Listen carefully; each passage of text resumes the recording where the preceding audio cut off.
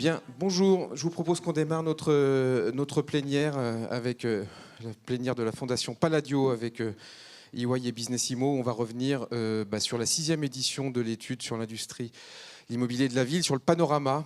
On a intitulé cette table ronde l'industrie de l'immobilier et de la ville, sans elle, pas de relance durable. On a mis un point d'interrogation. On va essayer de voir si on peut lever ce point d'interrogation. Avant de recevoir mon panel, je voudrais laisser la parole tout de suite à Christophe Lanier, directeur chez EY Consulting, pour nous présenter, Christophe, en 10 petites minutes, les principaux résultats de la 6e édition du Panorama, dont on va commenter une partie de ces résultats avec notre panel.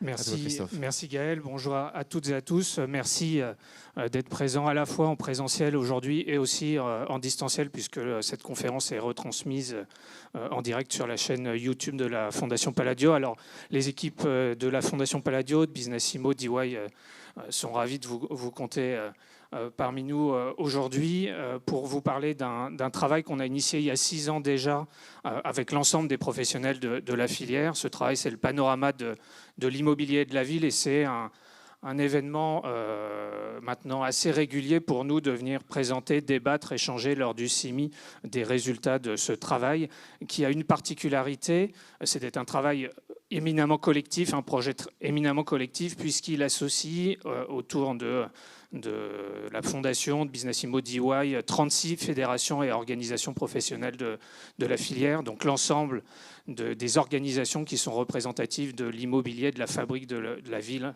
en France. Éminemment collectif également parce qu'il amène plus de 650 dirigeants à participer tous les ans à notre enquête et à nos travaux, qu'ils soient du secteur public et qu'ils soient du secteur privé, qui nous permet d'avoir une vision des mutations de l'économie, des métiers, des transformations de cette grande industrie de l'immobilier et de la ville en France. Parmi les premiers enseignements de la 6e édition du Panorama, dont la version complète sortira en février 2022, donc on est sur des premiers résultats aujourd'hui et un certain nombre de résultats intermédiaires. Le premier enseignement, c'est de se rappeler et de réaffirmer à nouveau que la filière de l'immobilier, de la construction et de la ville en France est la première filière économique de l'économie nationale, avec 2 chiffres à avoir en tête, 11% et 2,3 millions. 11%, c'est le poids de la filière en France en termes de valeur ajoutée. C'est supérieur à l'industrie manufacturière, par exemple, qui est l'une des grandes composantes de la création de valeur en France. Et 2,3 millions de femmes et d'hommes qui travaillent dans ces métiers diversifiés de l'aménagement, de la promotion immobilière, de la construction, de la gestion, de la finance immobilière, et qui, au quotidien, fabriquent tous les lieux de vie dans lesquels on évolue chacun tous les jours. Donc un poids économique qui est important d'avoir bien en tête et de se rappeler dans l'économie nationale, d'où l'impact de la filière en matière de relance économique, de relance durable. On y reviendra pendant les échanges. Cette grande filière, c'est plus de 100 métiers organisés autour de 8 secteurs qui fabriquent l'immobilier, la ville en France. Ces secteurs, vous les avez retrouvés quand vous avez cherché à vous inscrire au CIMI, puisque dans les 8 catégories d'inscription qu'on vous donne lors de l'inscription au CIMI, c'est les secteurs que vous avez sous les yeux. Ce qu'il faut se dire, et ce que vous vivez les uns et les autres tous les jours, c'est que les frontières entre ces 8 secteurs sont de plus en plus poreuses. Les interconnexions sont très fortes entre les métiers, les secteurs de la filière, et finalement, contrairement peut-être à ce que le schéma nous montre, les murs ne sont pas des murs porteurs entre les différents secteurs de la filière, mais il y a bien une interconnexion assez forte entre les différents métiers. Une filière, des métiers, c'est important de se le redire, parce que quand on parle de relance économique, de relance durable, de cohésion sociale aussi, c'est aussi parce que les métiers qui sont exercés par les acteurs de la filière sont au cœur de la fabrique de tous nos lieux de vie et de notre quotidien, à la fois en matière de logement, en matière d'immobilier d'entreprise, dans toute sa diversité, immobilier de bureau, immobilier logistique, immobilier industriel, bien évidemment l'ensemble de l'immobilier commercial, des équipements publics, du foncier, qui est un sujet de préoccupation pour toutes et pour tous à l'aune de la montée en puissance du ZAN et d'un certain nombre de réglementations. Et on sait et on vit de profondes transformations sur chacune de ces classes d'actifs, des accélérations de tendances dont on aura l'occasion de reparler pendant la table ronde. En matière de dynamique économique, parmi les premiers enseignements de la 6e édition, c'est d'une part une filière qui avait été marquée par un coup d'arrêt plus brutal que l'ensemble de l'économie française en 2020, avec une valeur ajoutée qui avait reculé de 9,5% contre seulement 8% pour l'économie nationale. Ça, c'est quand on regarde dans le rétroviseur. Et en 2021, l'élément très important à observer, c'est un rebond plus fort de la filière comparativement à l'économie nationale. D'après nos premières prévisions sur la filière et les prévisions macroéconomiques à l'échelle nationale, on est sur une progression de 7,4% de la valeur ajoutée de l'industrie immobilière contre 6,2% pour l'ensemble de l'économie française. Donc c'est un rebond plus fort de l'activité économique de la filière comparativement à l'économie nationale. Ce rebond économique qui se traduit aussi dans le niveau d'optimisme et de confiance des dirigeants que nous avons interrogés. Plus de 650 dirigeants ont été interrogés dans les dernières semaines et on a 84% des dirigeants qui aujourd'hui sont optimistes sur les perspectives économiques pour le secteur à 12 mois. Donc on a clairement retrouvé le niveau d'optimisme d'avant-crise, puisqu'il était exactement de ce même chiffre à l'automne 2019. Et ce que nous disent aussi les dirigeants en matière d'activité économique, c'est que les 3/4 d'entre eux ont aujourd'hui retrouvé le niveau d'activité économique qui était le leur avant la crise. Et pour un tiers d'entre eux, ils l'ont même dépassé.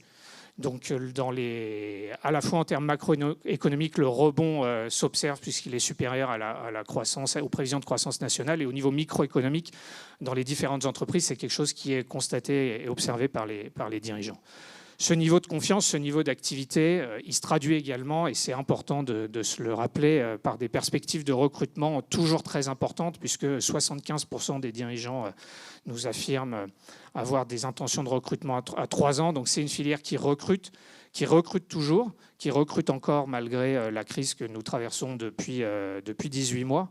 Et d'ailleurs, les projections faites par Pôle emploi sur sa fameuse enquête qui s'appelle BMO, Besoin en main-d'œuvre, estimaient qu'en 2021, 240 000 postes seraient à pourvoir dans la filière à l'échelle nationale. C'est environ 10% des besoins de recrutement et des intentions de recrutement de toute l'économie française. En face de ce chiffre positif d'intention de recrutement, des difficultés de recrutement, je pense qu'on y reviendra aussi dans la conférence, c'est quelque chose qui est alors prégnant pour l'ensemble de l'économie française d'une manière générale, mais très fort dans la filière de l'immobilier. Toujours 3/4 des dirigeants qui nous indiquent avoir des difficultés de recrutement. Un bon niveau d'activité économique, un niveau d'optimisme, des perspectives de recrutement. Donc on a des fondamentaux de la filière et de l'économie de la filière qui sont solides. Et ce qui marque peut-être cette 6e édition, c'est un critère ou un enjeu qui s'impose très nettement comme le sujet de transformation numéro 1 pour la filière, c'est la question du changement climatique, des stratégies bas carbone, des stratégies d'optimisation énergétique et des stratégies écologiques. C'est clairement l'item qui a le plus progressé, vous le voyez, de plus de 10 points dans notre enquête dans le cadre de l'édition 2022. Et c'est un point central qu'on souhaite aborder lors de la table ronde avec nos différents invités, car si ce changement climatique, c'est la dernière planche que je vais présenter, je vais laisser la parole ensuite à Gaël. Si le changement climatique est clairement la première transformation pour les acteurs de la filière, il y a une observation qui est faite par les dirigeants, moi qui me semble assez lucide, c'est de se dire qu'on est aujourd'hui à mi-chemin sur les enjeux climatiques et environnementaux. Il y a des sujets sur lesquels on est au rendez-vous et un certain nombre sur lesquels on est moyennement au rendez-vous et peut-être d'autres où on n'y est pas du tout et pas encore. Et c'est un sujet qui doit nous interpeller collectivement pour faire plus vite et mieux. Sur les sujets sur lesquels on est en rendez-vous, c'est le premier item que vous voyez en vert. Aujourd'hui, je pense que la prise de conscience est bien établie à la fois de la part des dirigeants, des salariés, des jeunes embauchés qu'on recrute également dans toutes nos entreprises, puisque plus de 8 dirigeants sur 10 nous disent aujourd'hui que la prise de conscience de l'enjeu climatique, l'enjeu carbone est avéré et bien pris en compte dans les organisations.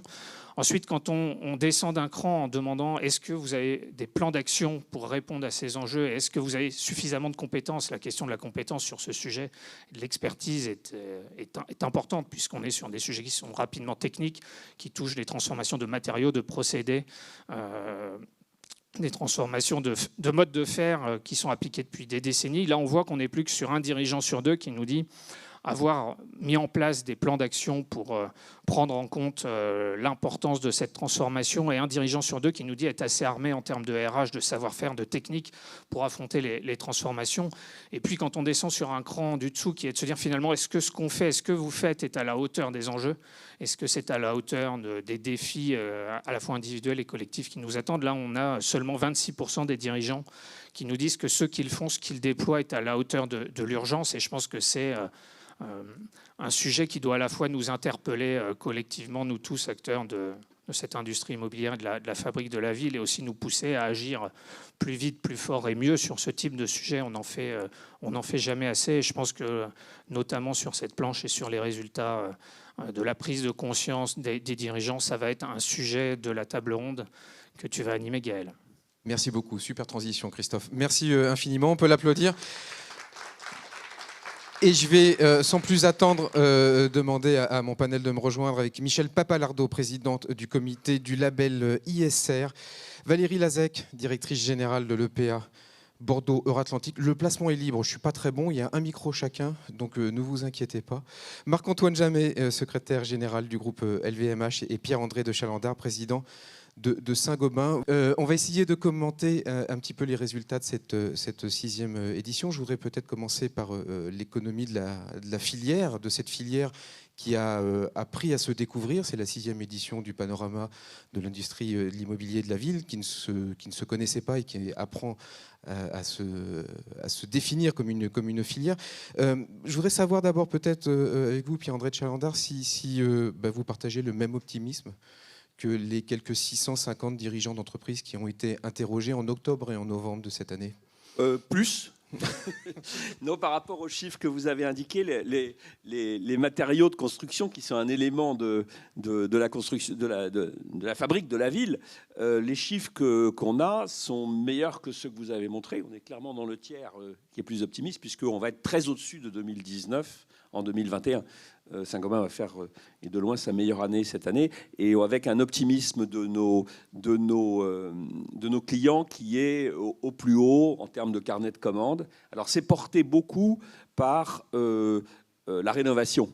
Tout le monde rénove, que ce soit le résidentiel ou le non résidentiel, qui tire très fort. Les indicateurs de construction neuve qui avaient été mauvais sont redevenus bons, mais ce qui tire beaucoup les travaux, c'est la rénovation. Et je pense que c'est un facteur d'optimisme pour toute la filière, puisque si dans l'immobilier on fait des travaux, ça veut dire qu'on a confiance que l'avenir va être mieux. Donc je pense que le fait que je sois plus optimiste encore que les autres devrait être bon signe pour tout le monde d'ici 2 ans.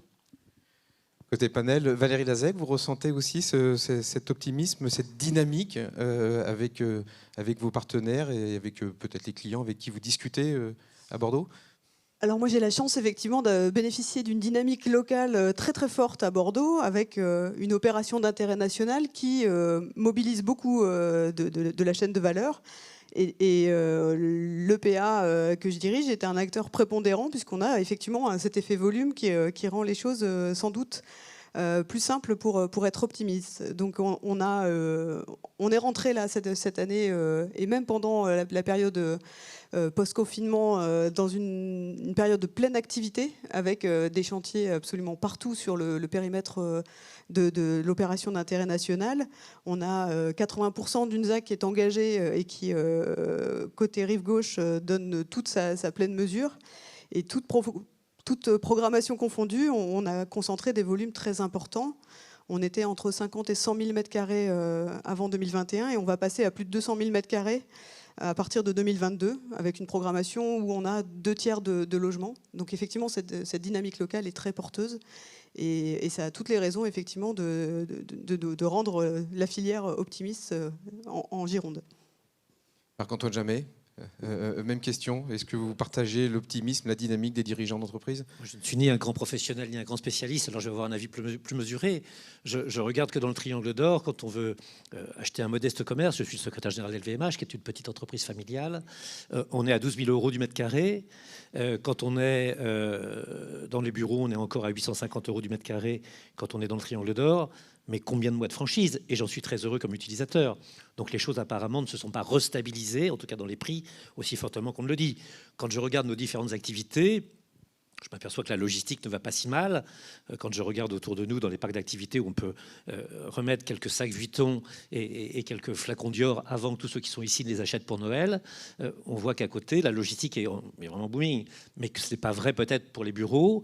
Et quand je regarde le commerce, je m'aperçois que des zones comme Saint-Honoré, Vendôme, Champs-Élysées vont très bien. Mais que si on est au boulevard Saint-Michel, si on est à la Madeleine, ça va moins bien.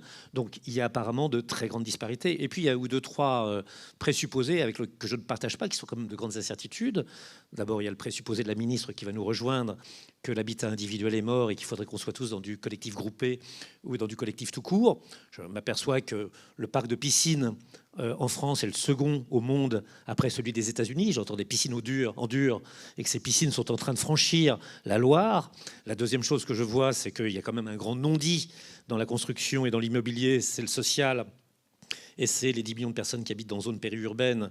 Moi, je suis maire je fais de l'expansion du capitalisme la semaine et de l'extinction du paupérisme le samedi dimanche, puisque je suis maire de la commune la plus pauvre de Normandie et en même temps secrétaire général de la première capitalisation d'Europe. Donc j'essaye d'aider dans la schizophrénie, mais il y a quand même le non-dit du logement social et de tout cela. Et puis enfin, la dernière chose, c'est est-ce que tout le monde ira habiter à Bordeaux? Oui, si Valérie leur demande, mais c'est pas sûr.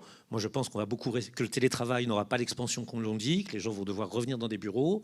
Tout le monde n'ira pas habiter, si à 1 heure de Paris en TGV, si là où il y a de la neige, du soleil et de la mer, mais pas partout en province. Donc il y a une question fondamentale, c'est celle de la ville, de sa banlieue et des zones périurbaines, qui est encore posée et pas vraiment résolue. Je vous sens tout aussi dynamique, mais moins optimiste quand même que notre panel. Tout petit peu moins. Michel Pappalardo, juste un petit mot, même si vous n'êtes pas au cœur de cette filière, mais du côté comité label ISR, vous voyez beaucoup d'investisseurs. Est-ce que si j'étends un tout petit peu la dynamique et l'optimisme au marché et aux investisseurs financiers, est-ce que vous ressentez aussi, vous, un allant, une envie de rebond que le variant Omicron ou 1.1.B 239, je ne sais plus comment il s'appelle, n'aurait pas remis en cause. En tout cas, elle n'a pas remis en cause la tenue du CIMI. Sérieusement, je ne suis pas capable de vous répondre parce que je vois des investisseurs, mais qui sont en train de se préoccuper du label ISR sur lequel on reviendra tout à l'heure. Et donc, bon, ils ont l'air actifs, dynamiques et plein de projets. En tant que vivant en ville, je vois qu'il y a plein de travaux partout. Bon, voilà, mais c'est à peu près tout ce que je peux vous en dire. Moi, je fais confiance à votre. Il y a des grues. Oui, c'est ce que je dis. Hein. Je vois des travaux dans tous les coins, ça c'est clair. Et on en avait même pas mal pendant le confinement, je trouve. J'en ai conclu qu'on profitait du fait qu'effectivement un certain nombre d'endroits étaient fermés pour faire les travaux de rénovation. Voilà, c'est ce que j'allais dire pour revenir sur ce que disait Pierre-André. De rénovation beaucoup, ça c'est clair aussi. On rénove pas que pour faire du bling-bling. Peut-être qu'il y a des dimensions énergétiques, environnementales qui sont les moteurs. Eh ben, j'espère bien. Oui, j'en ai pas parlé. Pour l'instant, on commence à le voir depuis quelques mois, mais je pense que sur l'impact de la rénovation énergétique et du climat, on n'a pas vu beaucoup encore. Ça commence. Donc ça va être, par exemple, tout ce qui est bâtiment public, ça n'a pas commencé. Il y a beaucoup d'argent qui a été mis de côté, qui a été prévu, mais les travaux n'ont pas commencé. Donc la première raison de cette rénovation, c'est dans le résidentiel, en fait, qu'à cause un peu du télétravail, à cause du fait que les gens étaient chez eux, beaucoup plus, qu'ils ont pris conscience que leur habitat n'était pas parfait. Il y a beaucoup de gens qui ont... Et puis peut-être qu'il y avait aussi moins d'endroits où dépenser. On a en tout cas en 2020, on a acheté moins de choses, on a moins voyagé. Et donc les gens ont beaucoup fait des travaux de rénovation. Sur le non résidentiel et les bureaux, par rapport à ce que disait Marc-Antoine, moi, on s'attendait à ce que ça baisse fortement. Et en fait, ce qu'on voit, c'est que pour l'instant, et c'est vrai en France, mais c'est vrai aux États-Unis, il y a aussi beaucoup de travaux dans le non-résidentiel parce que beaucoup d'entreprises ont du mal à faire revenir les gens travailler. Bon. Et donc, du coup, il faut aménager les locaux, les rendre plus agréables pour que ce soit plus attractif. On le voit beaucoup aux États-Unis, hein, où ils ont beaucoup plus de mal à faire revenir les gens au travail. Et donc, en fait, alors qu'on pouvait dire on va avoir trop de mètres carrés parce que le télétravail fait qu'il va y avoir trop de mètres carrés, pour l'instant, on a une activité de rénovation dans le non-résidentiel dans beaucoup de pays et qui est qui est très soutenue et beaucoup plus. Alors, on n'a pas de creux, alors qu'on s'attendait à avoir un creux. Les gens de Saint-Gobain viennent travailler à la Tour Saint-Gobain? Vous l'avez livré juste avant le Alors confinement. écoutez, depuis les directives du Premier ministre il y a quelques jours, on a réduit de nouveau. Mais on était revenu à peu près entre 50 et 70. On n'est pas sorti de cette crise sanitaire, hein, c'est clair. Marc-Antoine. Oui, de ce point de vue-là, tout à fait d'accord avec Pierre-André. Les deux questions premières que posent les jeunes que nous voulons recruter, c'est combien de jours vous me donnez de télétravail? Ça, c'est devenu la première question. Et la deuxième, c'est quels sont les avantages que le bâtiment dans lequel je vais travailler va me donner en matière de salle de sport, en matière de conciergerie, en matière de garde d'enfants. Donc on voit clairement qu'il y a une demande différente du bâtiment ou de l'immeuble, différente dans sa fréquentation. Je crois que les derniers chiffres qui étaient donnés, c'est que 25% des Français, avant les annonces du Premier ministre, étaient encore en télétravail en moyenne, alors qu'ils avaient été 40% au pic. Donc il y a encore 25% de gens qui, 2 ans après le début de la pandémie, sont dans un rythme qui implique que 2 jours, 3 jours, parfois 4 jours, ils ne soient pas dans le bureau, ce qui quand même change les choses. Et la deuxième chose, parce que je voudrais le redire et enfoncer le clou, sur la rénovation, il y a la nécessité dont Michel Papalardo, dans différentes fonctions, nous a tous convaincus, c'est celle du renouveau thermique, du renouveau phonique, de la transformation radicale du bâtiment. Et ça, c'est une transformation technologique, intellectuelle, scientifique, de progrès qui va vers ce que vous avez dit. Mais il y a quand même cette grande usine à activité, puisqu'on parle d'activité du bâtiment, d'activité de la filière, qui est le renouvellement urbain. Pour cela, il y a un outil formidable qui est l'Agence nationale de rénovation urbaine qui fait un travail total. Mais est-ce que ça reste là encore, maire de la commune la plus pauvre de Normandie, la dernière commune créée en France, Val-de-Reuil, est-ce que véritablement, il y a dans le gouvernement notamment une parole sur la politique de la ville, une parole sur la rénovation urbaine? Il n'y a pas. Or, pourtant, en termes d'activité, de travail, de business, de chiffre d'affaires, de recrutement, la rénovation urbaine qui est gagnante, c'est pas de l'eau sur du sable, ça pourrait être la martingale. Ça sera peut-être une question à poser à Emmanuel Vargon si elle nous rejoint. Bon, je la lui pose de temps en temps. Oui, mais, vous savez, il faut toujours insister dans la communication.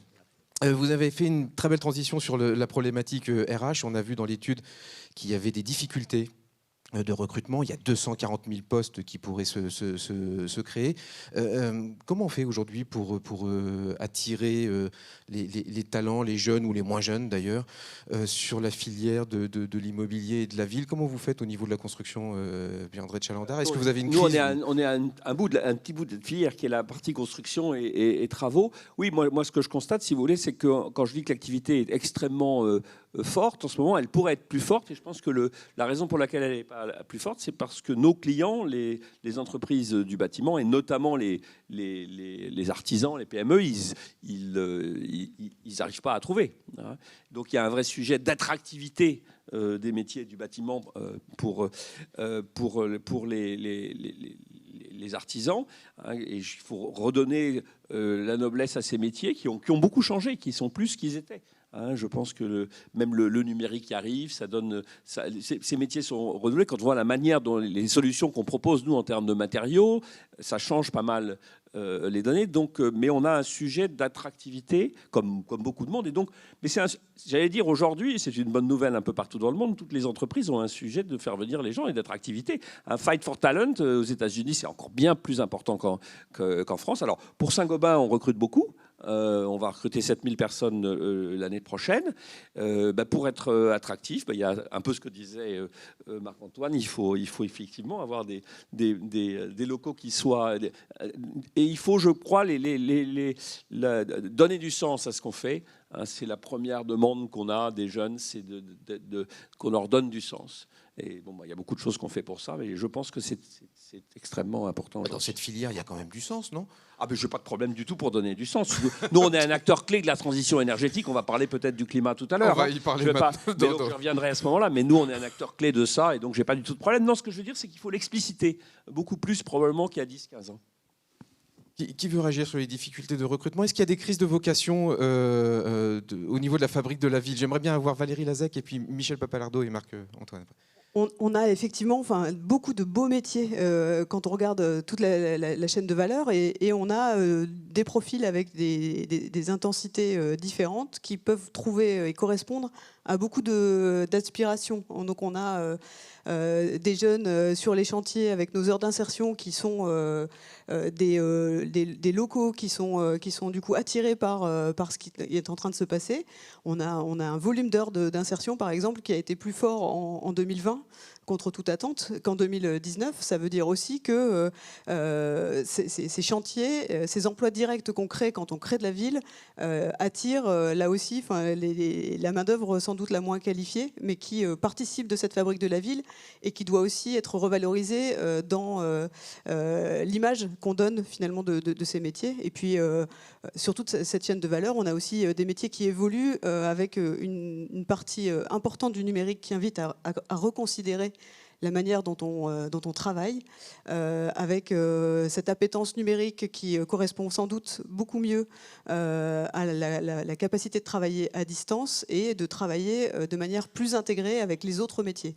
Donc c'est un peu ce que nous demandent finalement les chefs de projet qu'on recrute sur la partie aménagement au sein d'Euratlantique.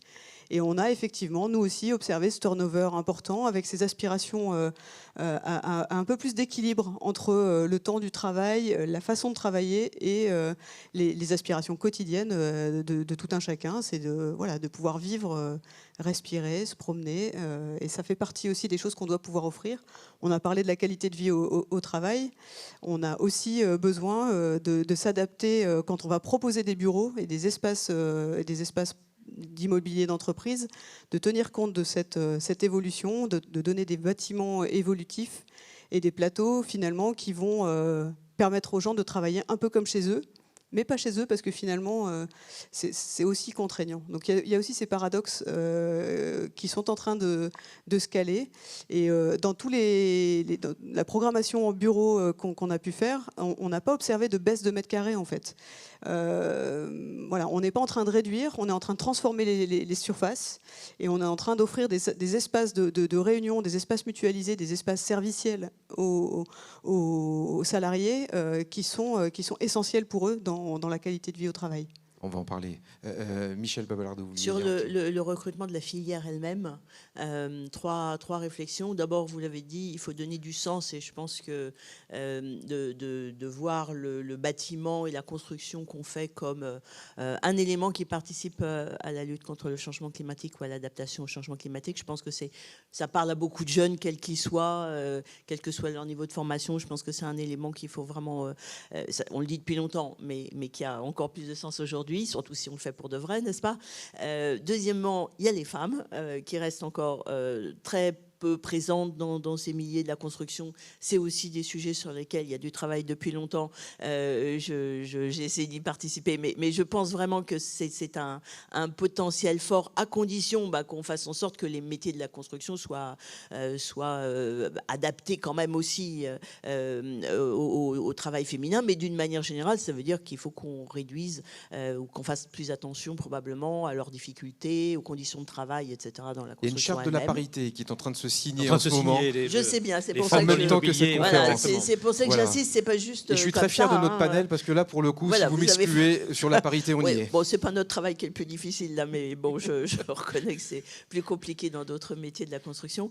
Et le troisième sujet sur lequel je veux insister, c'est la formation. Pas seulement des nouveaux, mais des ceux qui sont dans le métier. Parce que ce qu'on essaye de faire, le changement de matériaux, l'électronique, le numérique, tout ce qu'on fait en matière d'efficacité énergétique, etc., ça nécessite de travailler différemment et donc d'avoir de la formation. Ça, c'est aussi des sujets sur lesquels on travaille depuis très longtemps. Ça avance. Petit à petit, si on veut que ça fonctionne, l'efficacité énergétique et tout ce qu'on essaye de faire sur ces sujets dans le bâtiment et dans la rénovation, il faut que les gens aient confiance. Pour que les gens aient confiance, il faut que les travaux soient particulièrement bien faits. Et donc tout ça, ça nécessite beaucoup de formation. Il ne faut pas l'oublier.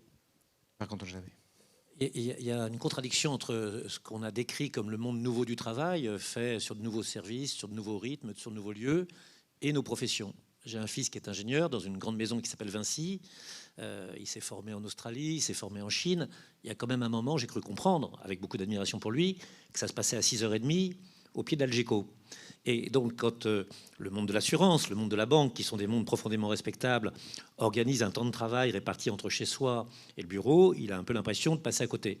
Je regarde LVMH, j'ai des équipes qui sont vraiment performantes, et j'en ai 2 auxquelles je songe. J'ai une équipe assistance maîtrise d'ouvrage, composée de, je vois Nicolas Giordano qui est avec moi, il voit de qui je parle, composée de garçons jeunes, ingénieurs, de filles jeunes, architectes. Là aussi, à un moment, j'ai dû leur dire, je suis désolé, mais le télétravail, quand on est dans l'assistance à maîtrise d'ouvrage, c'est surtout la réunion de chantier qui m'intéresse et le retour. Donc là aussi, donc la séduction en différentiel, elle est moins bonne. Et puis j'ai une 3e équipe qui est vraiment très très bonne chez LVMH. C'est ça qui fait notre force. Ce sont nos acheteuses, nos loueuses, nos négociatrices. Ce sont des femmes, pour Michel, et qui sont remarquables.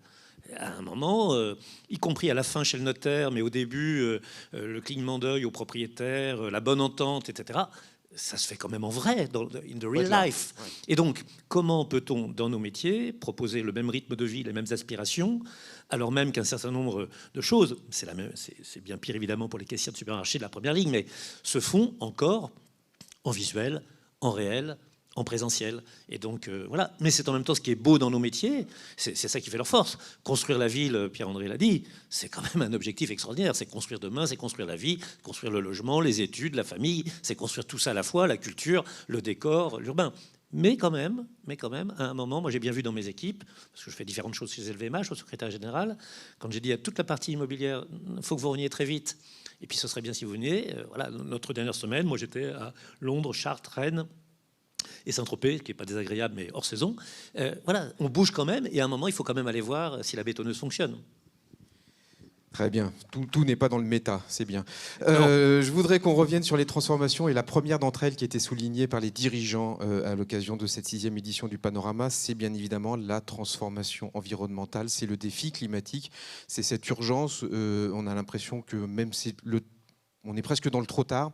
Michel Pappalardo, je voudrais qu'on revienne là-dessus, sur les leviers qui sont à disposition des acteurs de la filière, à commencer par ce label ISR. Si vous pouvez nous le présenter un petit peu globalement, et puis qu'on puisse un tout petit peu le focaliser et le resserrer sur la dimension immobilière. Avec plaisir. Moi, j'ai bien aimé le sondage dans lequel on voit que majoritairement, ils ont compris... Et je pense vraiment que c'est vrai, l'importance du changement climatique, mais ils sont aussi très conscients qu'ils ne sont pas au niveau et qu'il y a beaucoup de choses à faire. Et je pense que cette lucidité, il faut s'en servir. Alors, le label ISR, sa partie immobilière, bien entendu, puisque c'est ça qui nous intéresse aujourd'hui, il permet d'utiliser effectivement un levier qui est le financement, le financier. L'idée, c'est que le label ISR sert à labelliser des fonds immobiliers, pour cette partie qui nous intéresse, et donc met une contrainte forte sur ceux qui veulent se faire labelliser. D'abord de définir des objectifs en matière ESG, c'est-à-dire environnement, social et gouvernance, mais ils ont des obligations en matière d'indicateurs à retenir sur l'environnement, et dans ces obligations, il y a à la fois l'énergie et les émissions de gaz à effet de serre, c'est-à-dire à la fois énergie, qui était quelque chose qu'on avait bien en tête dans le bâtiment, mais aussi la dimension vraiment climat avec les émissions qui vont avec. Bon, bien entendu, il y a aussi des obligations sur le S et sur le G, c'est clair. Et donc l'idée, c'est de faire en sorte que ces fonds labellisés intègrent systématiquement ces dimensions, le fassent de manière transparente, prennent des engagements, les suivent, qu'ils soient contrôlés, bien sûr, parce que pour être labellisé, il faut qu'il y ait des certificateurs qui vérifient que tout ça se fasse bien et se vérifie tous les ans. Et donc, ça met la pression sur ceux qui sont au bout de la chaîne, c'est-à-dire qui font les opérations elles-mêmes, surtout dans l'immobilier d'entreprise, parce que ces fonds sont souvent et surtout des fonds d'immobilier d'entreprise, pour faire des progrès dans cette dimension environnementale, mais aussi sociale et de gouvernance, donc la partie bien-être fait partie très très souvent des indicateurs qui sont aussi conservés. On a aujourd'hui, donc le label ISR existe depuis octobre 2020, donc à peine un an, et il y a aujourd'hui pas un grand nombre de fonds, hein, une quarantaine qui représentent 35 milliards de fonds gérés, c'est-à-dire quand même 18% des fonds concernés, ce qui fait beaucoup, c'est finalement beaucoup plus et surtout beaucoup plus vite que pour les autres fonds qui sont des fonds mobiliers cette fois-ci et qui, eux, sont labellisables depuis 2016. Donc, on a une très belle réactivité parce qu'il y avait eu beaucoup de travail qui avait été fait en amont pour faciliter l'écriture du référentiel et pour le mettre en œuvre avec une très très belle dynamique. Bon, bien entendu, plein de questions, plein de problèmes parce que le diable étant dans les détails, il y a encore beaucoup de travail à faire, mais vraiment sur une belle dynamique et je le vois bien, alors cette fois-ci à la fois du côté des gens qui s'occupent des fonds, mais de l'autre côté, enfin de côté de ceux qui ont des bâtiments, des bureaux, etc. Ça met la pression sur le fait qu'on n'est qu'à 18%, mais ça va faire beaucoup plus et qu'il faut donc d'urgence intégrer tous ces indicateurs de RSE dans la construction et dans leur patrimoine. Je précise que le label s'applique aussi bien à des fonds qui sont sur du neuf qu'à des fonds qui sont sur de la réhabilitation. C'est très important, puisque bien entendu, si on s'intéresse qu'au neuf, ça va être un, trop facile, et deux, trop restreint, et ça n'aura pas les effets qu'on cherche à avoir. Donc, on peut bien entendu répondre à ces critères RSE parce qu'on fait du neuf, et le neuf va souvent plus vite dans les bons indicateurs, mais en réhabilitation, c'est tout le process de réhabilitation du portefeuille qui est pris en compte et qui doit progresser d'année en année. Les impacts derrière, Pierre-André Chalandard, c'est que ça remplit votre carnet de commandes ?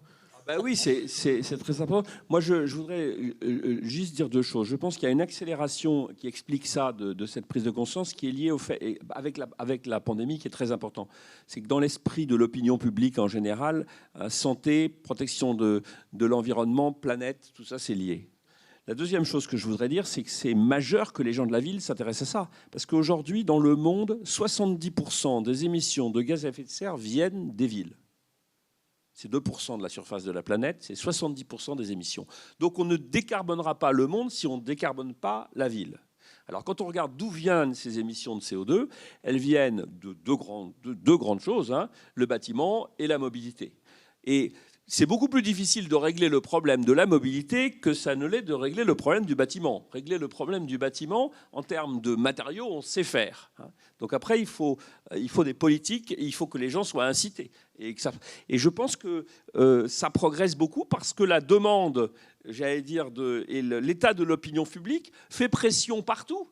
C'est les jeunes dans les entreprises, c'est les actionnaires, c'est les financiers. Je pense que les deux grandes forces qui vont faire bouger, c'est les jeunes et le monde de la finance. Et le monde de la finance, il fait bouger, il aide Michel à faire monter son pourcentage. Donc moi, alors on peut voir le verre à moitié vide, à moitié plein. Je pense qu'on avance relativement assez vite, mais si je prends le rythme de rénovation dont on aurait besoin pour tenir les objectifs de la France, par exemple, on n'y est pas encore.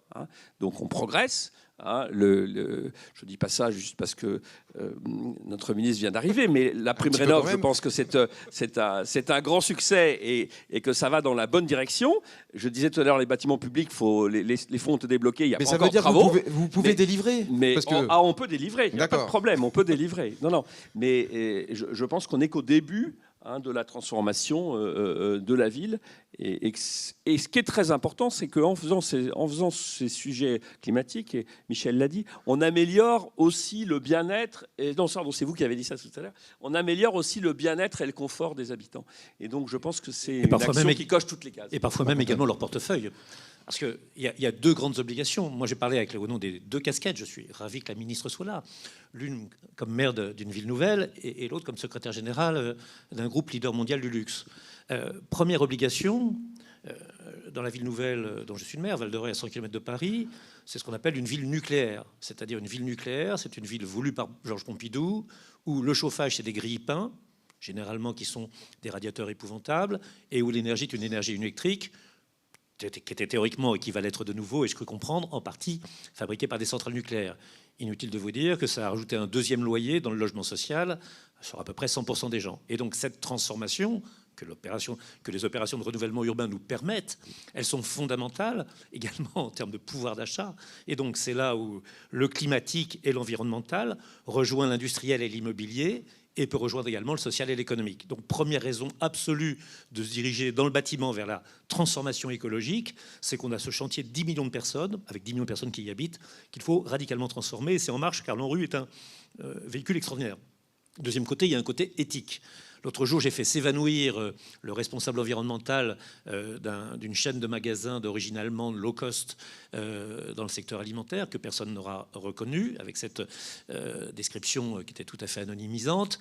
Et LVMH, dans son ensemble, c'est 4,5 millions de tonnes de CO2 chaque année, soit 10 fois dans le monde, soit 10 fois moins que ce qu'il fait en France. Alors on a un peu moins de packs d'eau et un peu moins de packs de lait. Et donc du coup, là, évidemment, pas besoin de changer vos boutiques, pas besoin de changer vos usines et pas besoin de changer vos sièges. Et là, on s'aperçoit qu'il y a la dimension éthique et morale.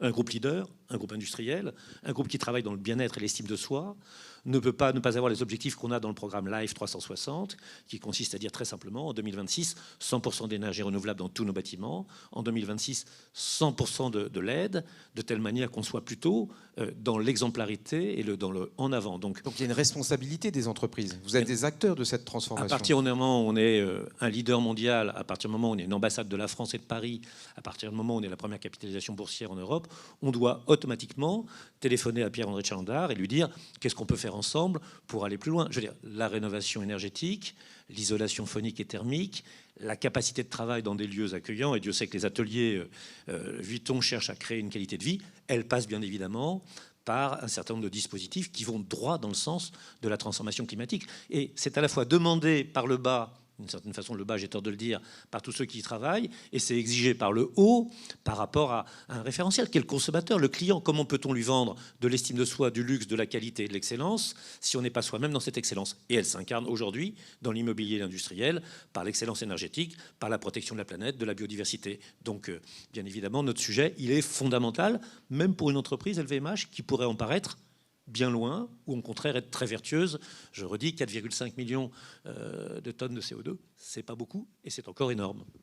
Valérie Lazec, au niveau de l'aménagement, quand on fabrique la ville, quand on fabrique des bouts de quartier, comment on tient compte et quelle est un peu la pression aussi des citoyens sur place, parce que les élus locaux ne sont que le reflet des citoyens qui les élisent, par rapport aux problématiques de la transformation climatique? D'abord, je voulais y revenir sur le renouvellement urbain et effectivement la particularité d'être accompagné par l'ANRU sur certains quartiers parce que la nécessité sociale l'impose. Et faire le parallèle et le raccourci, pardon, mais effectivement, la transition écologique et l'impact carbone, ça coûte plus cher, exactement comme ça coûte plus cher de retravailler sur des quartiers particulièrement fragilisés. Et donc, on a une agence pour le faire en renouvellement urbain, on a des aménageurs pour le faire sur tout le reste finalement de la ville, pour la renouveler sur elle-même, plutôt que pour la produire en étalement urbain, en contraignant excessivement finalement l'univers des choix des ménages, parce que s'ils vont habiter à 20 km, c'est pas parce qu'ils le souhaitent, ça leur fait pas particulièrement plaisir d'être dans les bouchons bordelais le matin, c'est juste qu'on n'a pas les logements qui leur conviennent et qui conviennent aussi à ce à quoi ils aspirent. Ils aspirent aujourd'hui dans ce qui se traduit par la petite maison au milieu de la parcelle et l'espace de nature autour, mais ça peut aussi se traduire par une ville intense, avec des espaces de respiration et des aménités et des services rendus écologiques en ville qui sont aussi des choses qu'on doit inventer. Et la particularité de l'aménageur, c'est qu'on a ce rôle central et cette capacité sur le temps long de faire cet ensemblier urbain et de travailler sur la spatialisation de toutes ces fonctions urbaines, la fonction écologique étant une fonction urbaine parmi les autres, au-delà du fait de travailler, d'habiter, de se déplacer, respirer, ça devient une fonction urbaine à part entière et il faut qu'on en tienne compte. C'est précisément ce à quoi l'aménageur doit servir. Et pourquoi l'aménageur public a la capacité de travailler sur le temps long et du coup de stabiliser aussi la façon dont on répond à ces besoins sur le long terme, c'est parce que Euratlantique, par exemple, a réuni parmi les partenaires publics les financements nécessaires pour couvrir le déficit de ces opérations sur les 20 ans que durera l'opération d'intérêt national. Et en faisant ça, on a la capacité de prescrire aux promoteurs avec qui on va travailler un certain nombre d'exigences, dont des exigences environnementales fortes, qui vont aller au-delà finalement d'une obligation de moyens, mais plutôt leur demander, à travers une obligation de résultat, de nous décrire la manière dont ils vont pousser les curseurs. Et c'est comme ça qu'on va travailler sur les 10 premières années. Et c'est en travaillant avec eux sur la manière dont on doit caler la prise en charge finalement de cette chaîne de valeur, compte tenu des prescriptions environnementales qu'on veut faire, et du coup pour être au rendez-vous lucidement de ce qu'il faut faire pour atteindre ces objectifs. On va travailler avec eux et fixer des socles précis sur lesquels ils vont s'engager et sur lesquels on va pouvoir observer des résultats mesurables. Ça va bouleverser leur modèle économique ou pas? Ou leur schéma de pensée ou leur manière de travailler? Alors nécessairement, ça bouleverse déjà le nôtre, et je pense que sur toute la chaîne de valeur, ça bouleverse à peu près tout le monde. Enfin, quand on change de manière d'habiter, de se déplacer, quand on est usager de la ville, on interagit avec effectivement les propositions et l'offre que la ville est capable de faire. Michel. Juste, je suis tout à fait d'accord avec tout ça, mais par rapport à la vision un peu irénique qu'on a donnée sur faire des travaux de la rénovation thermique, c'est très bien pour tout le monde et ça permet de vendre des produits de luxe, ça pose pas de problème, mais globalement, c'est vrai, ça coûte cher de faire des travaux et c'est pas forcément le même qui va payer les travaux et qui va derrière payer la facture. On sait bien que c'est un problème. L'intérêt du label, mais d'une manière générale, de l'implication du financier et de la pression qu'ils peuvent mettre sur le sujet, c'est de faire comprendre que finalement le bâtiment qui ne sera pas en phase avec les réductions des émissions de gaz à effet de serre et l'efficacité énergétique va perdre de la valeur. Et que donc, s'ils veulent garder la valeur... débat sur la valeur verte. Voilà, mais disons, c'est quelque chose dont on parle depuis longtemps. Je pense que c'est maintenant que ça commence à se jouer un peu, donc j'espère beaucoup.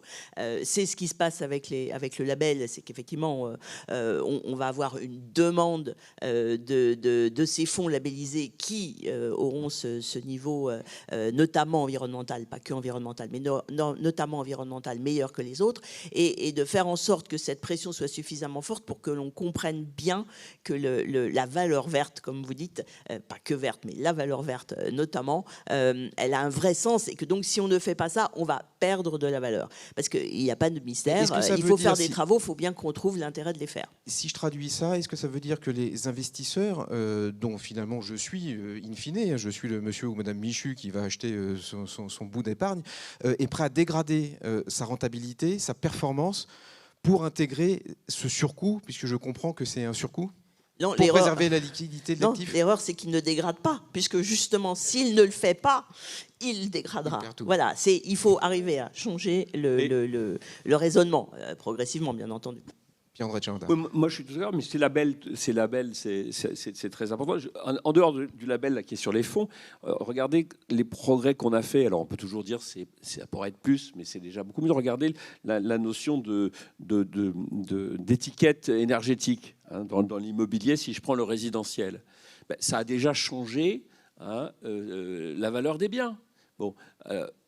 Et on peut dire que c'est pas parfait, mais ça progresse. Donc, en gros, ce qu'il faut quand vous dites ça coûte plus cher parce qu'on ne donne pas de prix au carbone. Si on donne le prix des externalités, ça change parce que ça coûte plus cher, mais ça rapporte quand même. Quand on consomme moins d'énergie, on a un retour. Alors, si le temps de retour, il est dans certains cas très bon, dans d'autres il n'est pas très bon, c'est parce que on ne met pas un prix au carbone. Il y a un prix au carbone. Il n'y a pas de taxe carbone, mais il y a un prix. Il y a un prix au carbone qui ne correspond pas à ce qui devrait être sur le long terme. Il y a différentes manières de le mettre. Ce prix, on peut soit faire des taxes si on sait les problèmes que ça pose. Pas marché la dernière fois. Non, mais ça ne veut pas dire qu'il faut. Il faut pas essayer. Et puis il y a une autre manière de mettre. C'est ce que font souvent les pouvoirs publics dans différents pays, c'est de mettre. C'est pour changer ce prix, c'est des CDD, qui est une sorte ça revient au même. Donc, mais si on avait un prix sur les externalités et le prix de la pollution, moi je m'insurge un peu en faux en disant que ça coûte vraiment plus cher. Il y a une rentabilité. Oui, mais pour le moment, pour les gens qui payent, qui sortent l'argent de la place, c'est pour ça que c'est la valeur verte qui met ce prix finalement et ces externalités dans le prix finalement. Marc-Antoine Jamais. Pour tranquilliser Michel, je ne sais pas si, on fait de la rénovation thermique pour vendre des produits de luxe ou s'il est impossible de vendre des produits de luxe si on ne faisait pas de la rénovation thermique. Je mets ça de côté, je pense que c'est plutôt dans ce sens-là. Moi, je suis en train de noter que sur nos produits, et la rénovation des bâtiments rentre dedans, la plus-value culturelle et intellectuelle qui était la force de vente française du fabriqué en France. Hein, on savait que c'était sécurité du consommateur, authenticité des ingrédients, performance technologique, et c'est en train de devenir et protection écologique. Et dans des marchés lointains, et c'est là où je rejoins tout à fait Michel Papalardo, c'est un investissement et un investissement rentable. Demain, ce qui était les châteaux de la Loire, Versailles, Marcel Proust et Victor Hugo, deviendra la performance technologique, écologique et environnementale de la France, dont les produits fabriqués dans des bâtiments plus écologiques, avec des sièges plus écologiques, dans des boutiques plus écologiques, des produits plus écologiques aussi, seront un argument de vente sur le marché indien, sur le marché japonais depuis très longtemps, mais sur le marché indien et sur le marché chinois, fondamental. Et donc, je vais tout à fait dans le sens, oui, ça coûte, mais qu'est-ce que ça peut rapporter pour la France? Car le fabriqué en France échangera dans pas longtemps une plus-value culturelle et intellectuelle qu'il gardera.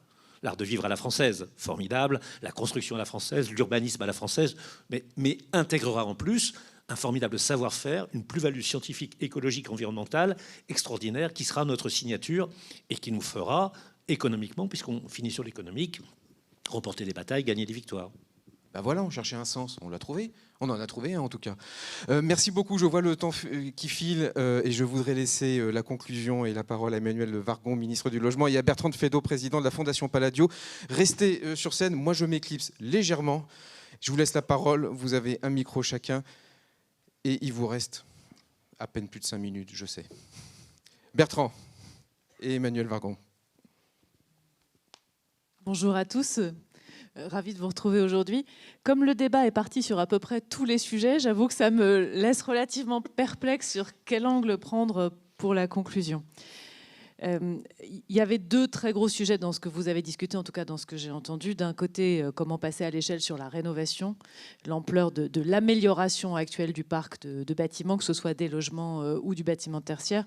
Et la deuxième question qui est comment reconstruire la ville sur la ville, ou en tout cas comment imaginer un aménagement urbain qui ne produit pas tellement d'externalités négatives, pour reprendre le mot, qu'on le regrette après, parce que étalement, parce que consommation de terres naturelles et agricoles, parce que besoin d'encore plus de transport. Je vais dire un mot sur les deux, mais du coup je vais essayer d'être très rapide. Sur la rénovation, je pense que la prise de conscience est là, que les leviers pour faire que la rénovation se produit sont très différents entre les entreprises et les particuliers. Pour les entreprises, je pense que tout a à peu près été dit. La pression sur les entreprises, c'est la pression des investisseurs, c'est la pression des consommateurs et c'est la pression des salariés. Ce sont ces trois pressions-là. Moi, de mon expérience en entreprise, la pression des salariés est très forte aussi. Vous avez dû la discuter avant, mais donc il n'y a pas que les consommateurs et les investisseurs. Et dans la guerre des talents, cette question-là est vraiment importante.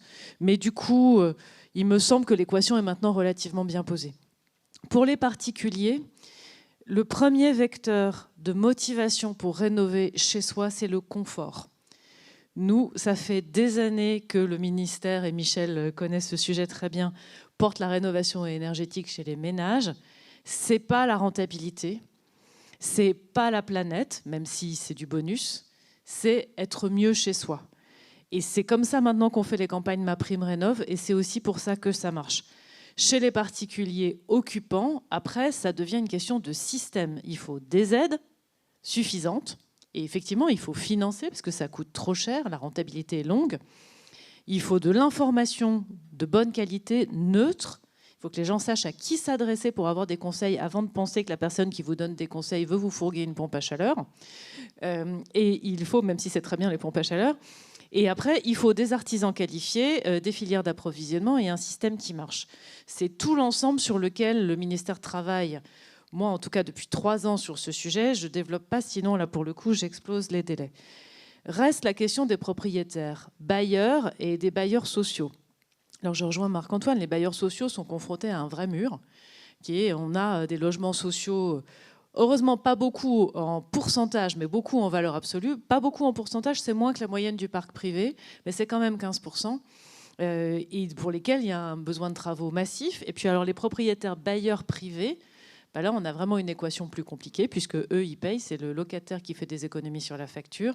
Et la réponse, elle est vraiment probablement dans le prix de revente.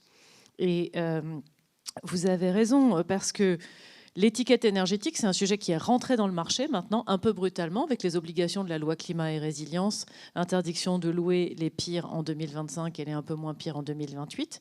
Et ça va déclencher une prise de conscience sur la valeur.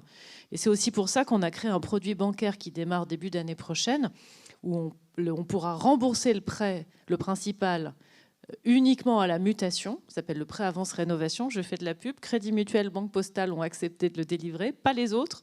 Donc j'espère que les autres réseaux bancaires qui font de l'ISR, de la responsabilité sociale des entreprises, etc., le feront parce qu'on en a besoin. Et donc ça va permettre aux propriétaires de ne payer que les intérêts sur un investissement un peu lourd et de payer le principal au moment où ils vendent. Et le moment où ils vendent, ça fera une différence selon qu'ils vendent un F ou un G ou qu'ils vendent autre chose. Donc ça, c'est pour la partie rénovation. Pour la partie reconstruire la ville sur la ville, lutter contre l'étalement urbain, c'est vraiment un sujet politique de représentation.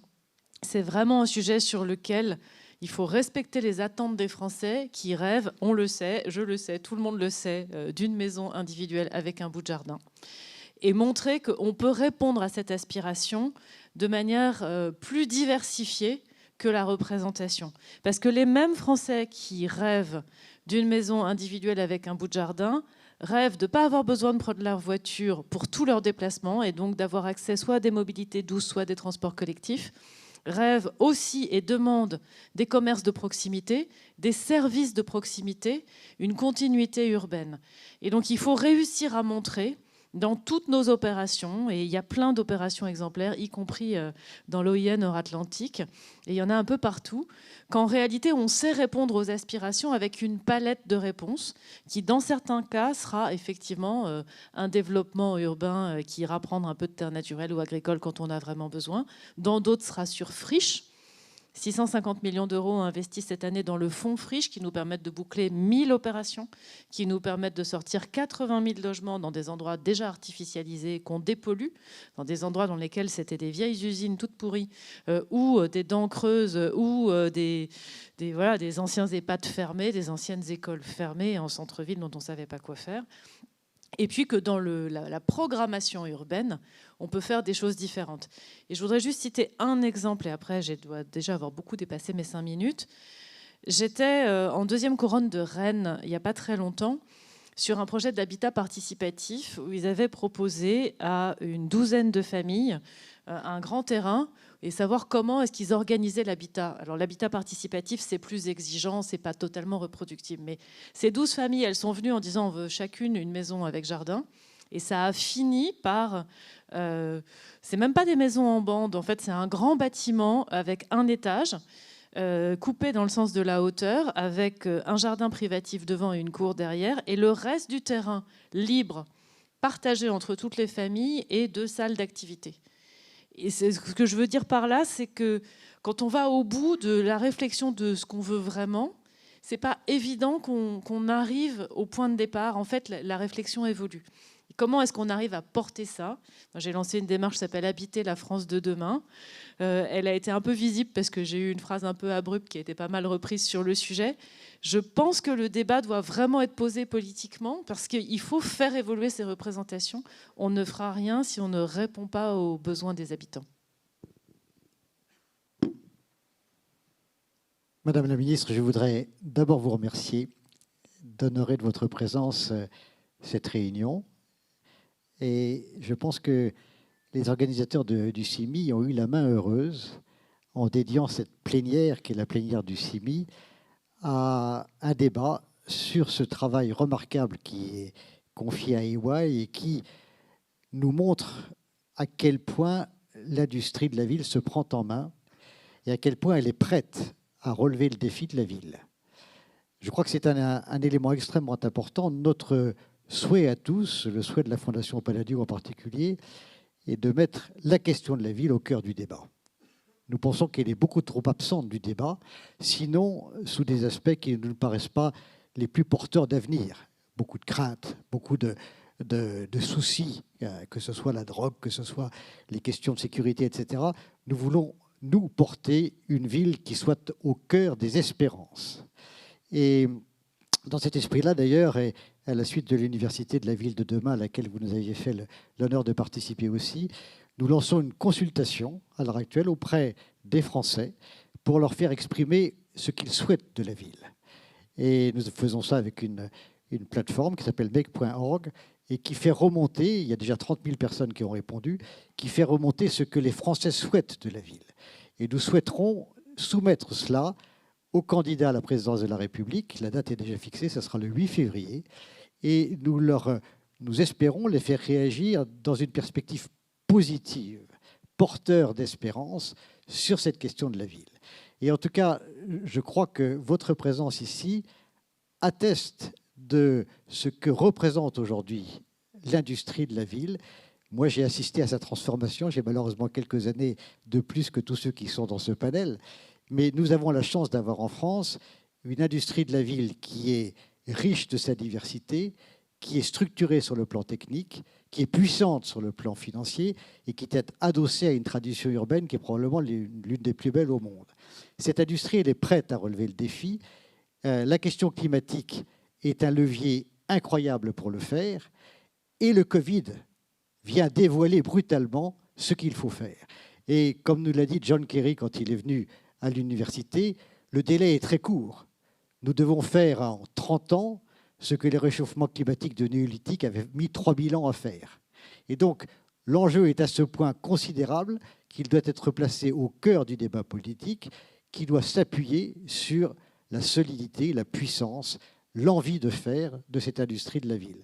Et nous savons parfaitement que ceci ne sera possible que si nous réunissons les 3 énergies qui sont nécessaires pour construire la ville, c'est-à-dire non seulement le politique, non seulement l'industrie de la ville, mais la société civile elle-même, qui aujourd'hui est plutôt réticente parce qu'on ne présente toutes ces questions que sous l'angle de la peur.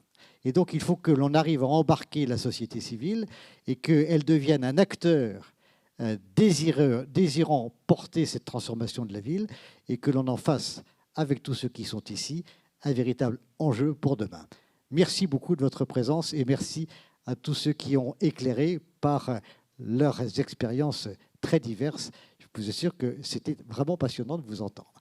Voilà, et merci à Gaël d'avoir organisé et animé cette belle réunion. Merci beaucoup Bertrand, merci beaucoup Madame la Ministre, merci à tous les intervenants.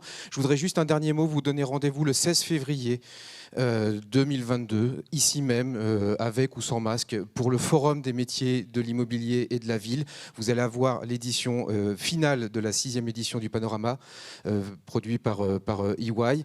Et ce salon que nous faisons pour la 10e édition avec la Fondation Palladio, on met modestement en contact quelques 3000 jeunes ou moins jeunes avec les métiers de la filière. Donc je vous invite tous à venir le 16 février 2022 et je vous souhaite une bonne continuation de Salon CIMI. Merci à tous, on peut les applaudir.